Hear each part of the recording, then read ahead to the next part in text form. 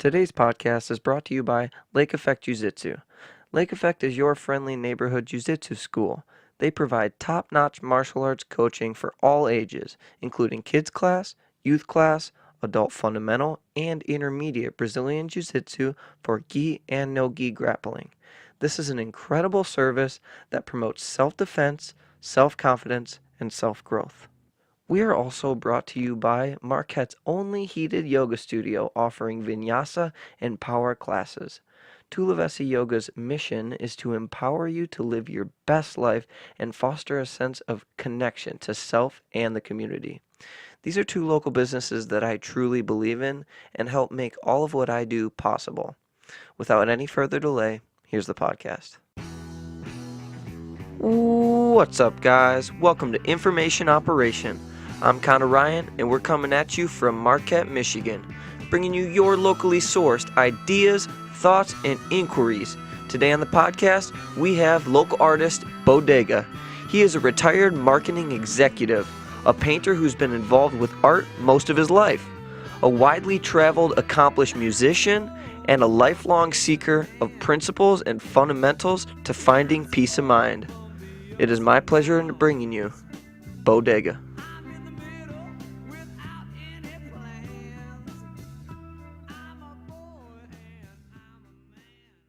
Bodega. Thanks for coming on the show today, man. It's my pleasure. Appreciate you being here. It's my pleasure to be here, Connor. Thank you for the invitation. Absolutely. So tell me, I think this is my biggest question about you. Who is Bodega? I am Bodega. And Bodega is a persona, an artist that has the freedom to create artistic works without any boundaries or limitations. So Bodega is, to me, a brand. So that if you see a Bodega painting, you'll recognize it immediately because you'll see a certain style, a certain energy to it. Because paintings, to me, are like living things. It's like color. You know, if you look at color, when I look at color, let's say, it's like looking at a living thing. I can feel like a nice yellow or a crimson red. You know, crimson red is darker than just a red, like an apple red. Right. It's got depth to it, and it's got such an emotion to it that it's easy for me to connect to these emotions. And so, with Bodega is an artist. Bodega feels the painting and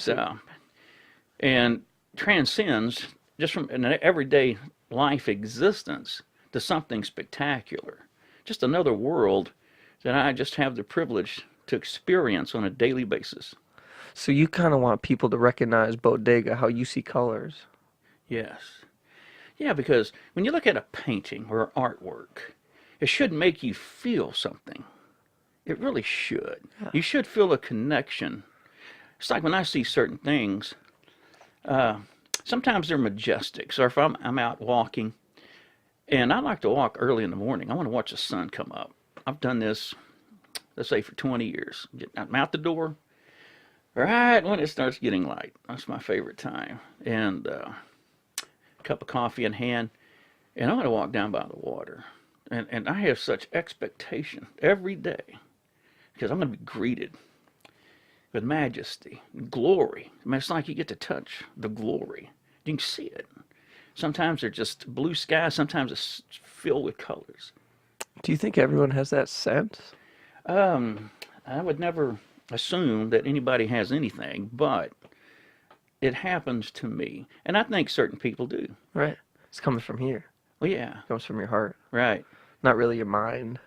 No, the mind is just like another room in the house. You see what I'm saying? And it has its purpose and function. But those emotions, that heart, that passion, they can drive a person past a sense of pragmatism or things having to make sense. You get to go past that. And that's why the painting is almost like a train ride. Mm-hmm. So when I engage into a painting, I'm going away. I've got headphones on. I'm listening to epic orchestral music or something, I just love that, man. stirring me up. Yeah. And once I get engaged, I can't quit. I'm on a train. I'm on a ride, and it dictates to me what is happening. Right. So I'm just a passenger. You told me 12 hours at the easel, sometimes 12 hours at the canvas. That's impressive. Yeah, but it's not optional. Right. Yeah, some people they have different passions in life. Some people love cars. And I love cars too, but I'm not a mechanic. I'm not going to get under a hood and change oil and figure out what's wrong with it. I'm going to take it someplace to have it fixed. And then some people have a passion for hunting. Right. Everybody's got a passion. They should. And mine just happens to deal with with colors, and then bringing to life things I see in my imagination, my imaginative mind. Right. Has that always been there? Oh yeah, Always, early since the on. day you were born. Yeah, I can remember early on being handed like a coloring book and crayons, and I was able to disappear even then. I mean, I would come up for until they took it away from me, Yeah. or until I colored every page in the. And it became not obsessive because I'm not really obsessive on issues like it. It became more of a like a it was healing. It was healing to me. It felt an amazing, uh, wonderful place to go, to be consumed into what you're creating. Let's put it that way. So you're focused on. There's nothing really happening around you that you're paying attention to. It's just you're just one It's with like a what you're. flow state. Yeah, you're creating Everything's synced up. Your everything. mind, your Yeah, body, it's yeah. all synced Oh up. yeah, You're moving in a flow state. yeah. It's amazing. So give me some history. How'd you become Bodega? Um, I've always painted, and look for ways to express myself creatively. Even Right. in my business life, I was Yeah. constantly creating marketing programs or visuals. Things that would let's say catch the eye, Yeah. and so I was always able to employ the skills that I've developed. And since I retired, I found myself with time, and time's very important to me. In that the older you get, the less of it you have. And so you begin to think, what are you going to do with the time that you have every day? You get up, you got to do something. And I found myself just developing a concept in the painting. And man, I was painting everything from steampunk to wildlife, elephants, Yeah. lions, Drip techniques, drip display. techniques. I've Yeah, seen some of it, man. yeah, I dig it. yeah. And so I've always been, let's say, hungry for knowledge, learning techniques. I still do it to this day. Yeah. And I find any technique that let's say I might have an interest in, and I'll learn it. And I'll make 1,000 mistakes, but I will master the technique. And then what happens, the techniques start to blend. And so right now I'm creating this artwork, and I just love it. It's just like a love affair. I have a love affair because I'm painting these. They're large canvases, and they're women, but they're retro. Could be from the 50s up to the 70s, which I just absolutely adore. Big hair, big sunglasses, whatever. Yeah. But it's abstract, and it's not kind of a love affair. So you sit there and you're seeing what you want to do, and you're placing what you want on that canvas because you have to draw everything out first in the way you see it, and then not even worried about a color scheme or anything at this point. But what happens once you start drawing it out, and then you begin to apply paint or whatever medium I want to use, the most amazing thing happens because this thing that you were able to see in the imagination actually begins to surface up through the paint, through the canvas.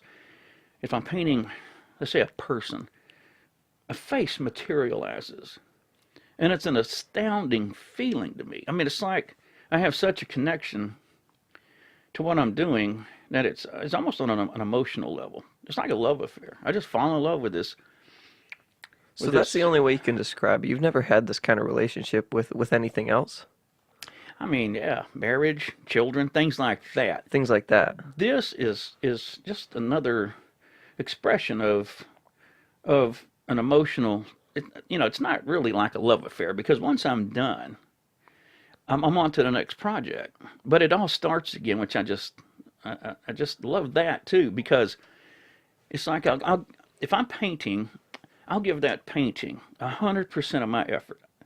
And nobody's perfect, but I'll be the most perfect that I can possibly be for the painting.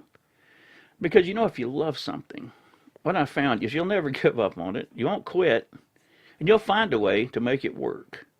And that's the way I approach painting.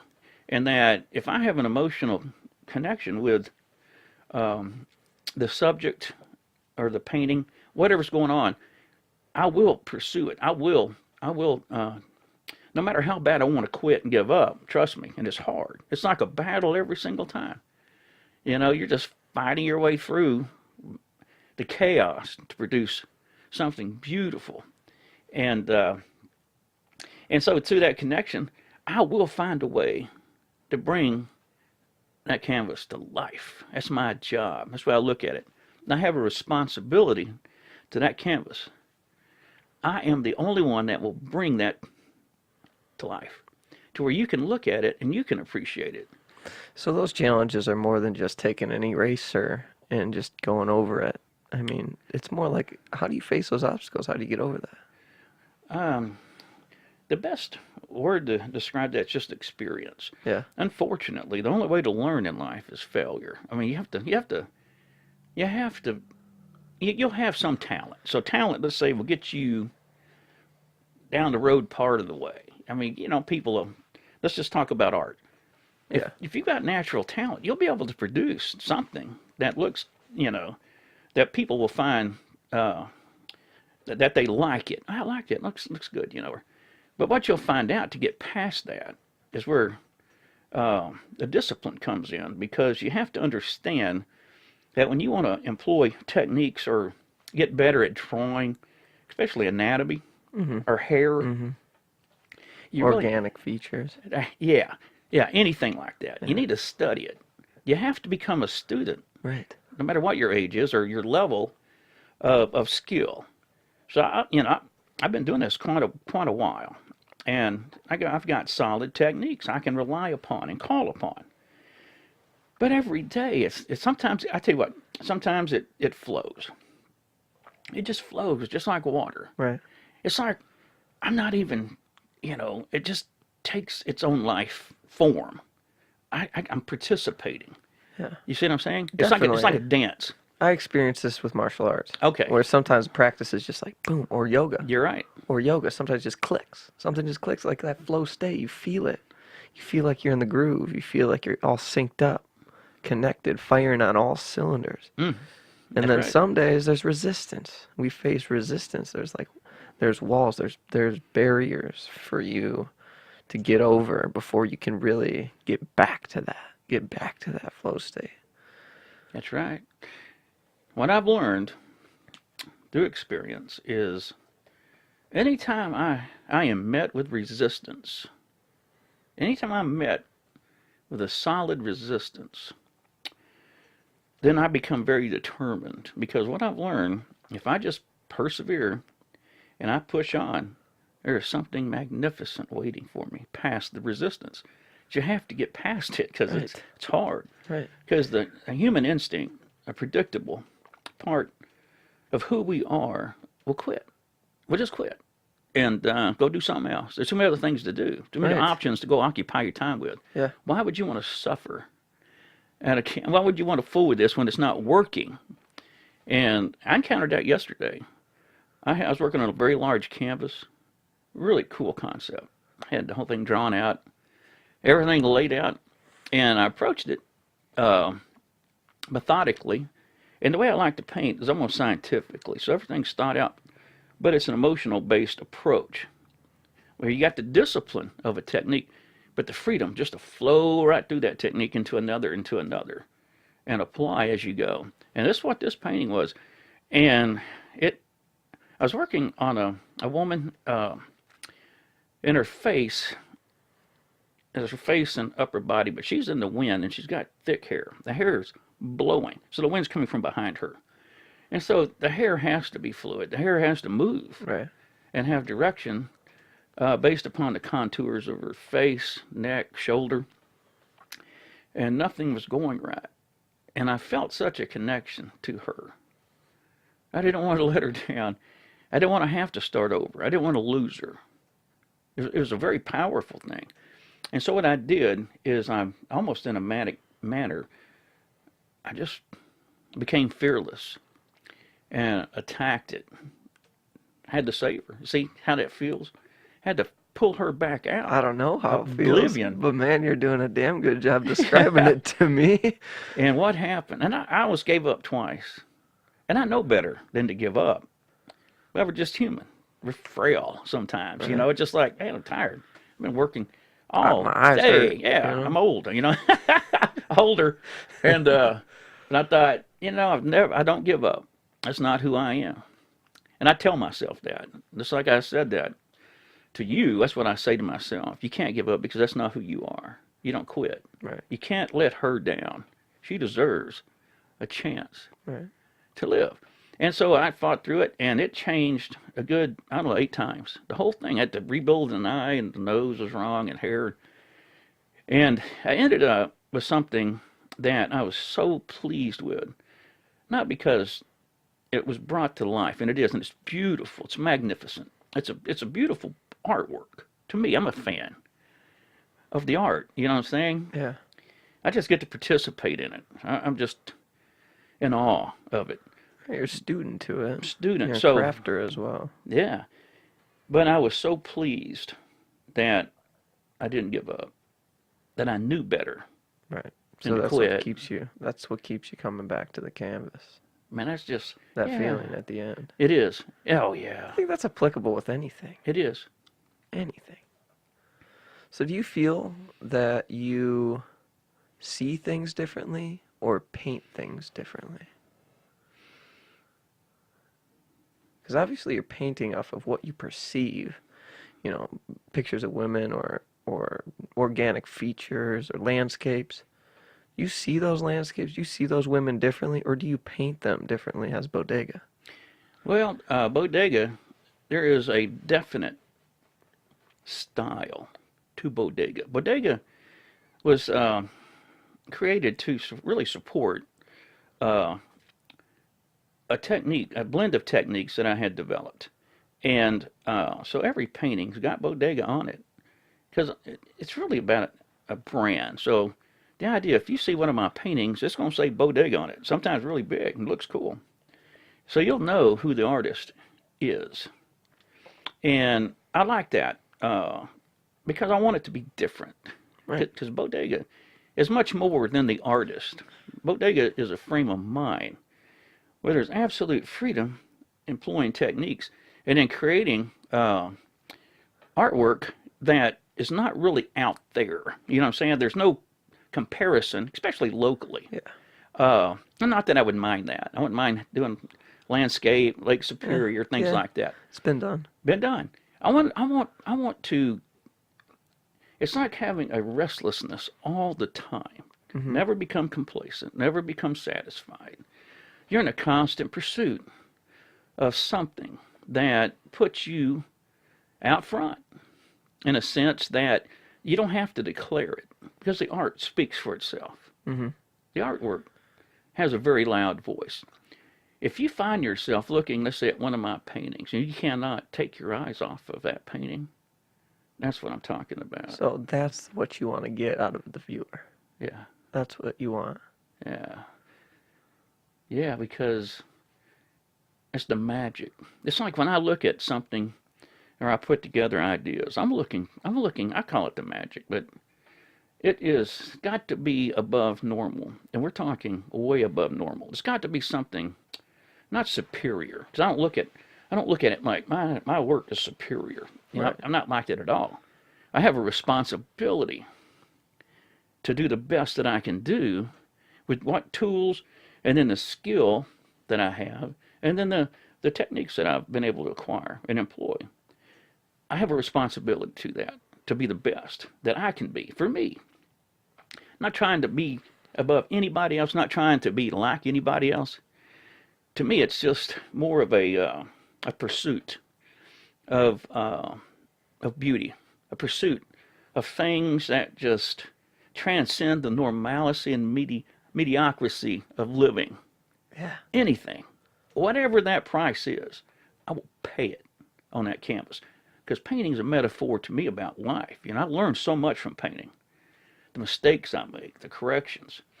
When you make a mistake, you never overcompensate for it. You're going to have to throw the painting away, start Right. over. So, you know, to me, it's a journey. It's like I never want it to end. I just want to experience it every day in real life because it allows me to be removed from the normalcy of living. Just Right. I don't know, it's mediocrity. In a sense, life can be mediocre. It can be sometimes boring. It can be brutal. Yeah. But when you can go away, you know, you can slip your headphones on and over a course of a day just create, total creation. Then you become something different. Or let's put it this way, you become a passenger in the creation of something that has significance. And to me, that is all important that I get to participate in that. If nobody ever saw any of my paintings, I would still paint them. Let's put it that way. Yes. The ride, the journey is so rewarding and so deep. That's spoken with a ton of humility. It's humbling. Absolutely. I mean, do some artists have an ego? Yeah, Would I you don't say know. that you have an ego as an artist, Bodega? Oh yeah, we keep him under control though. Okay. I'm also a musician, so I mean, and I grew up. I was a teenager in the '70s, so we Yeah. we were all rock stars, you know, Right. long hair, creating music, you know, trying to get attention. But time has a wonderful effect in that it weathers and tempers, uh, you know, the raging emotions of youth Mm-hmm. and harnesses the good, and it should. Sometimes not for some folk, but to me, I have found it's like an aged wine. You know, it just has a quality all of its own that you really appreciate because it becomes something of depth, something deep, levels. When you're young, you're like on 2 or 3 levels, man. That's it. Right. You It's got know, breadcrumbs. breadcrumbs. You're right. But if you led a disciplined life and you approach things with a passion and a focus and an application and a consistency of that application, you create levels and levels and levels that you get to rely upon when you produce or when you create, so that you're not you're not easily beaten at the game. You don't easily give up. You have strength, you have depth, you have vision, driven by passion, by good emotion. You know, you want to feel. You say this is acquired with age. Yes. And having stepped into this position, later in life, what would you say the biggest fundamental or principle that you've taken away from this experience has been? Oh, Because you're still learning, right? yeah. You're always the way I approach it is as a child. So let me tell you that. So it's not like I got all these levels of depth and stuff. I don't think like that. Yeah. I'm a student, and so it's like when you're a child, you just have such a sense of innocence that the most simplest things can bring wonder and awe to you. Like just looking at a spider web or finding a bug or I mean and you're just in awe of this new thing you found. Yeah. I still try to retain that part of me so that I can approach life, but especially painting, with a sense of awe and wonder. So that's your spirit. Yeah. That's your spirit. But now you have these skills to apply to that spirit, to apply to that attitude that you Oh got yeah. coming. Yeah. So then you got something. Yeah, you should. The thing is, determination's one thing, but you become strong. You have a strong foundation, let's put it that way. And let's put it this way, it's easier to see what's around you if you're on top of the mountain instead of in the valley. Now, there's pretty things to see in the valley, but some people just never put forth an effort and climb. And, and, and not just to get ahead or to make money. We're not talking about that.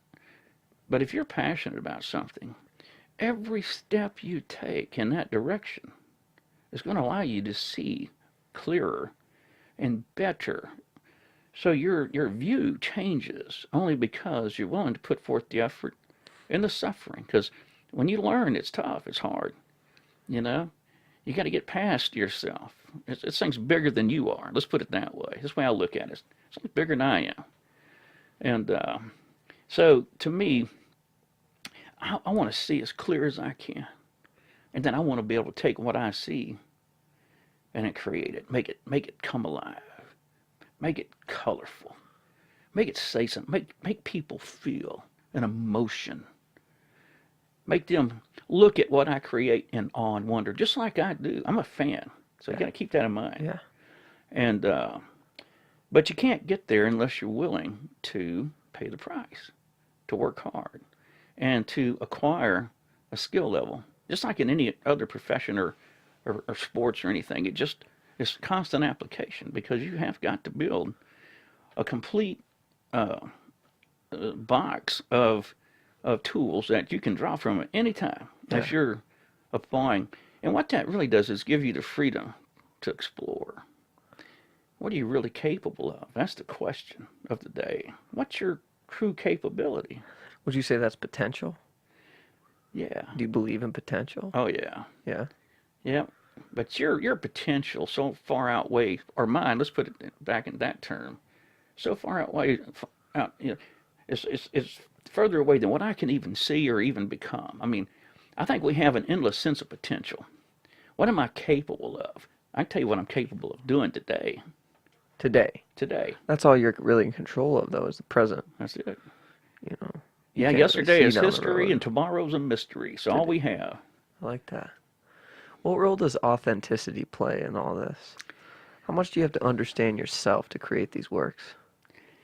Well, as a true principle, I say, and the way I like to think, is you're always true to yourself. You can never, ever betray who you are.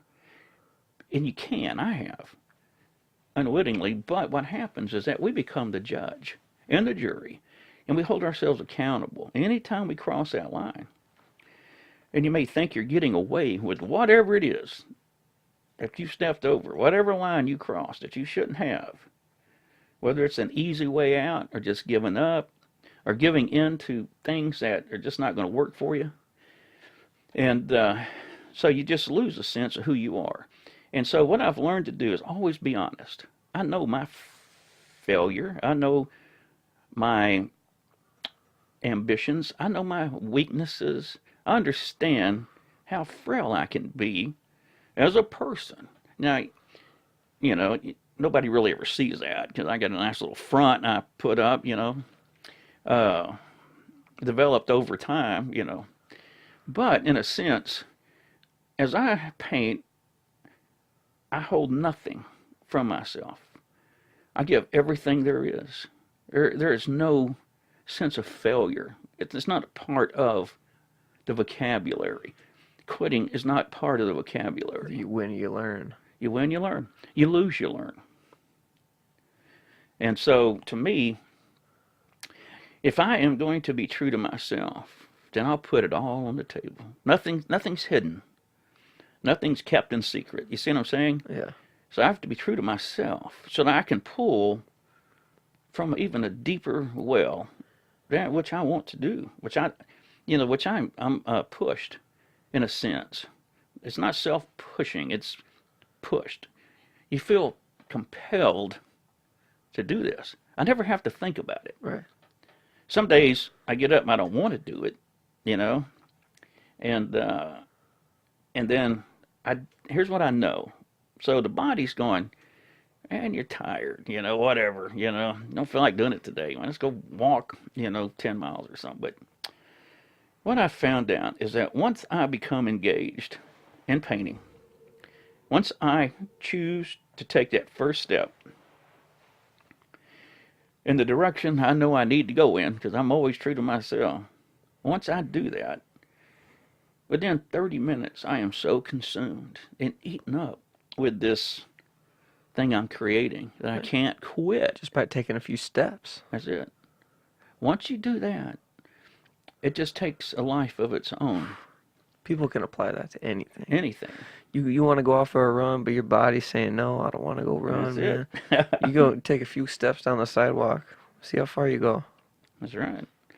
But once you do it, I know, because I used to walk. I mean, I'm getting ready for the springtime to warm up a little bit, but for about 20 years, every day I get up and go walking.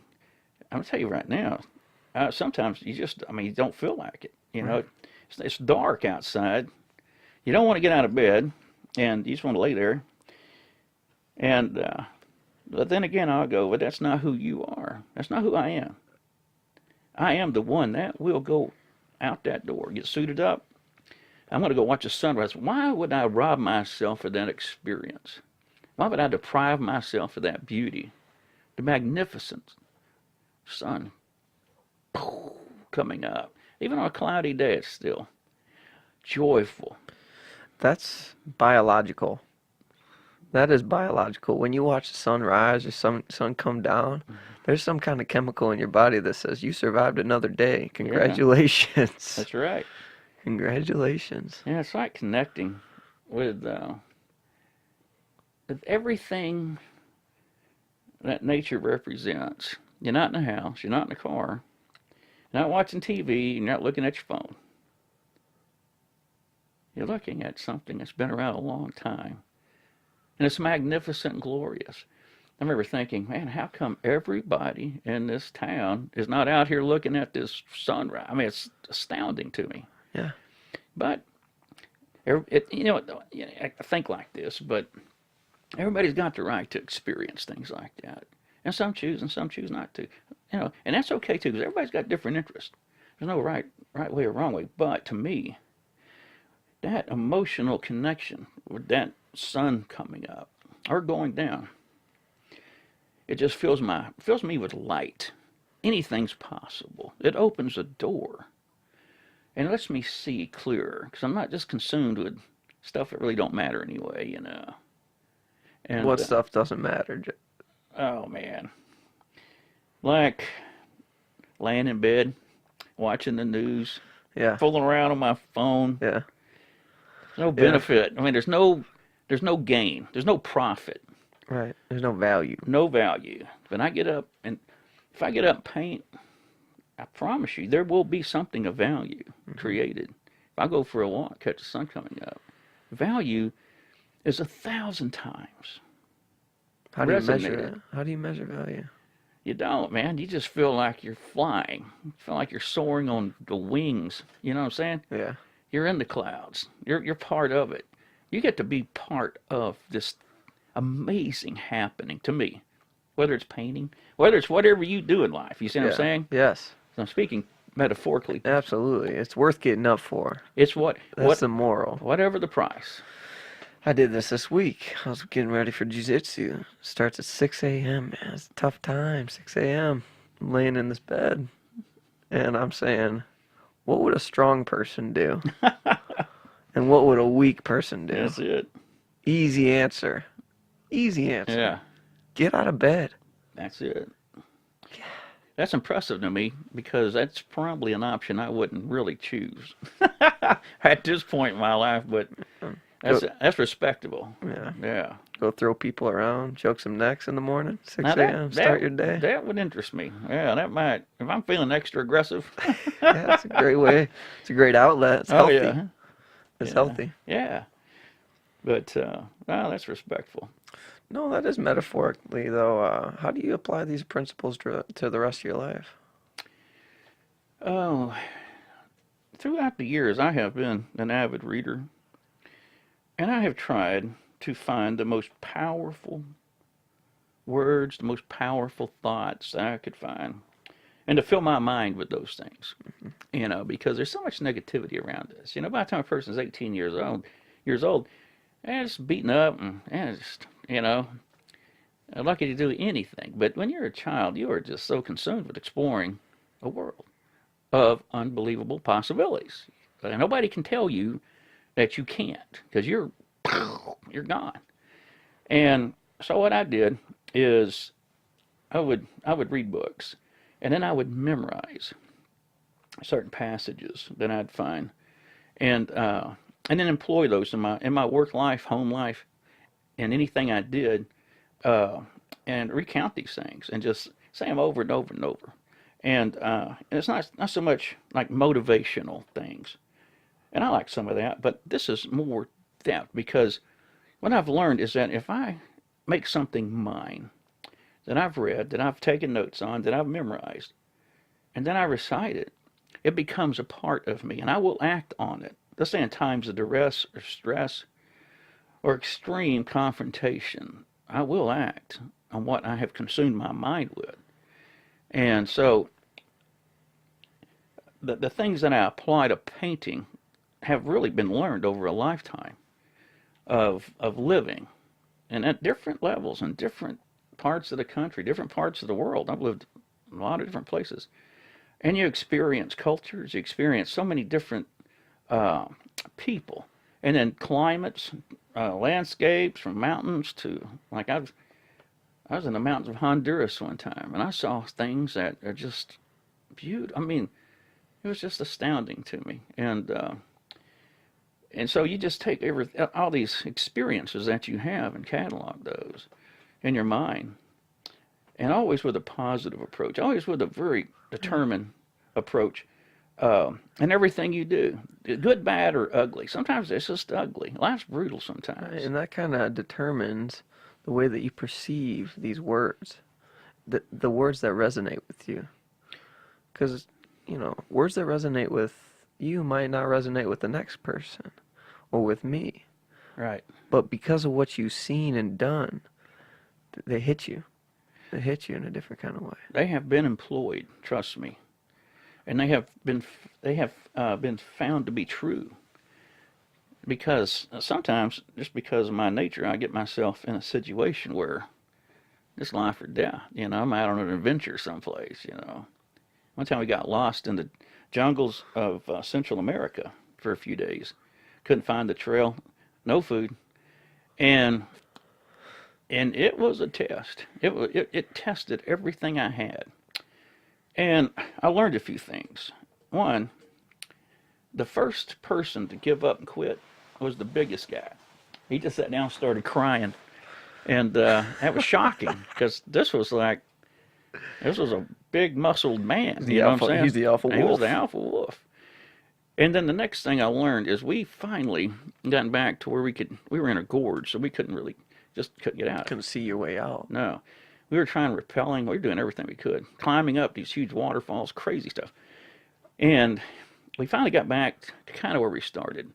And the sun was coming down. We couldn't even spend another night in the jungle. I mean, we'd spent several nights.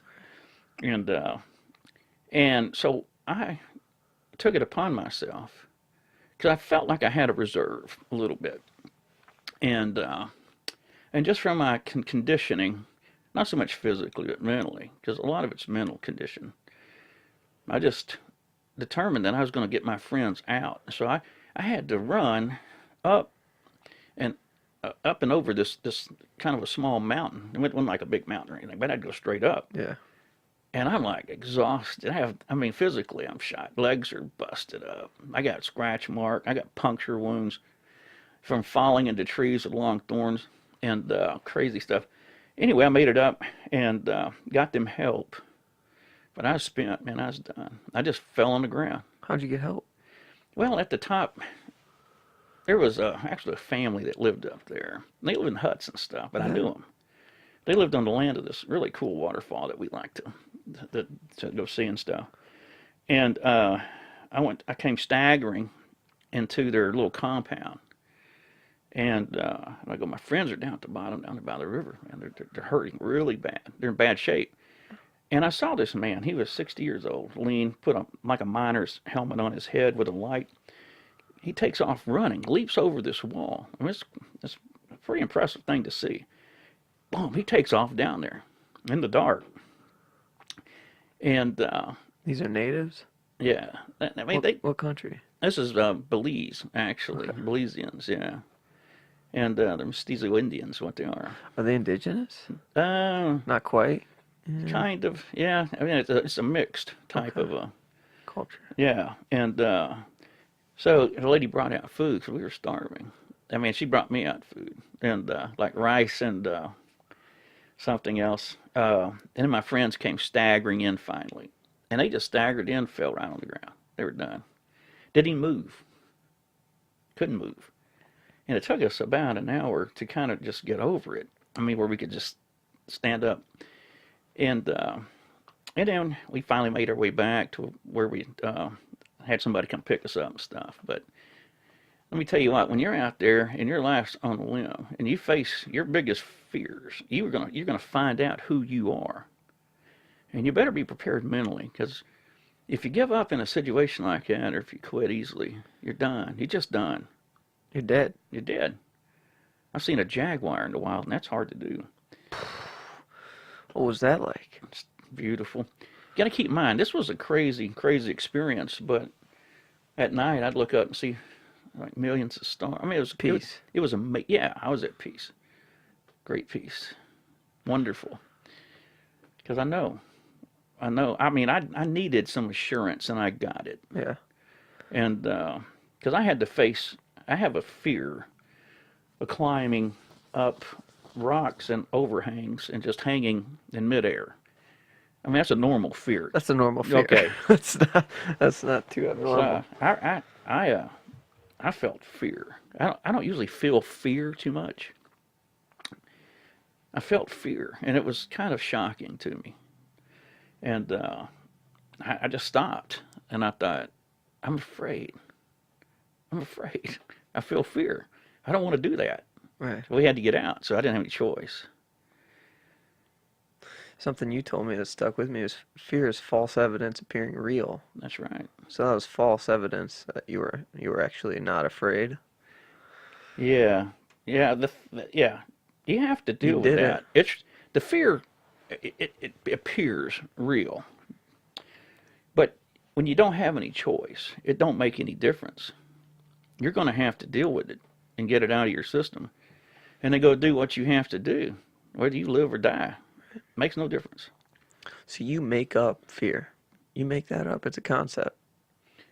Yeah, I mean, if I It's guess not. It's not. You can't knock on fear. no, Is there any other concepts that we create like that? yeah, sure. Like being insecure, being Yeah. uh, emotionally withheld. You know what I'm saying? Yeah. uh, or a sense of reluctance. I mean, but I mean, when I was a kid, I mean, I was an extrovert, but I was also shy to a certain degree. I had to deal with that. Huh. I mean, so I could, you know. And I remember in my early 20s, I was out in California, and for some reason I was consumed with what people thought about me. And young people are prone to do this. And Absolutely. I try to do things to try to impress them, you know, thinking that would make them like me, or not see how shallow and petty I really was. Let's put it that way. And I got so sick of that because I just became disgusted with myself for that. And what I determined early on was I was not going to care what people thought. One, I would not. I was not going to even think about it. That if a person liked me, it'd be because they like me. Period. If they don't like me, better, because I'll understand what's going on. And what happened is I became so free from that, dragging that burden around, trying Right. to It's get almost like weight off your shoulders. yeah, and what you find out is people are attracted to that. You know, you'll have It's that authenticity. this authenticity. That's some genuine belief that you're just here to along for the ride, like you're saying, just along for the ride. It's a privilege. Privilege. I like that. Yeah. Yeah, it's a sense. Yeah, it's the journey. I mean, I'm so excited about. To tell you the truth, I'm 59 in a month, but I'm so excited about being 60. Do you I have a am birthday? pumped. I thought Yeah. you were 58. Yeah, 58. Going to be 59 in April Okay. 17th. But 59 is such a kind of a strange year. But I'm telling you, man, I'm pumped about being 60 because That's the badass. journey, man. Yeah, I am pumped, and I will embrace it with open arms, and I will walk into it mature and focused, and a painter, and a dreamer with a restless spirit, Yeah. and With a mission, it sounds. oh yeah, That's awesome to I, see people with driven mission. They're not just retired and yeah, going golfing and yeah. I mean, wasting away until their waste. time's up. That's it. I mean, that'd be terrible to me.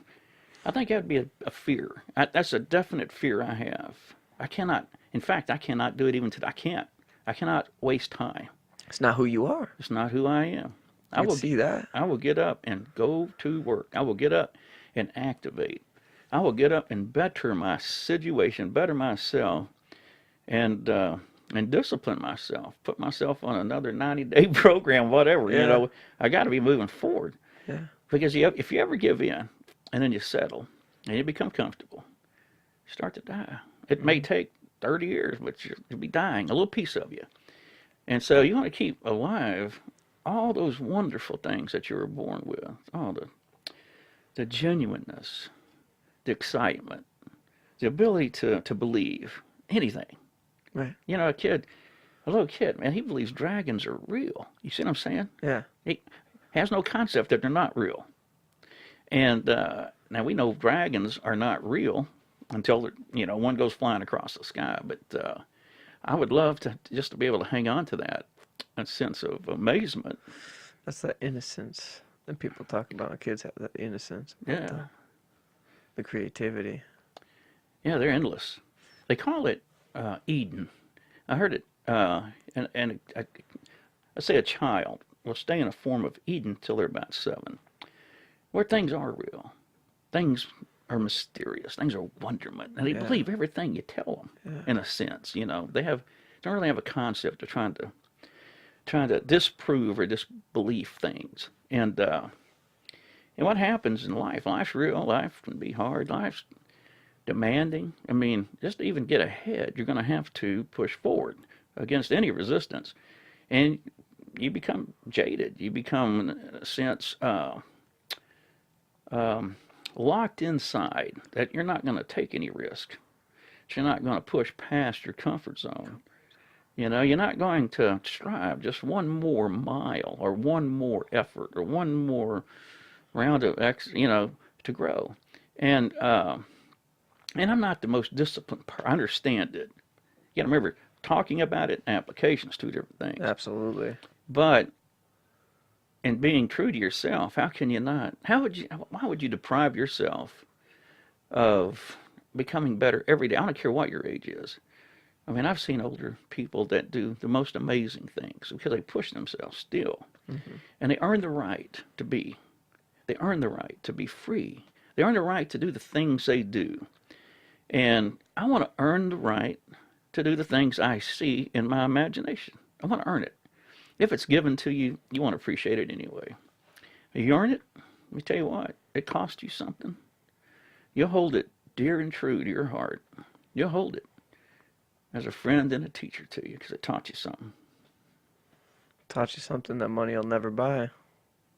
Yeah, money cannot purchase the things you learn through self discipline and purpose that are driven by passion and a belief that you can do it.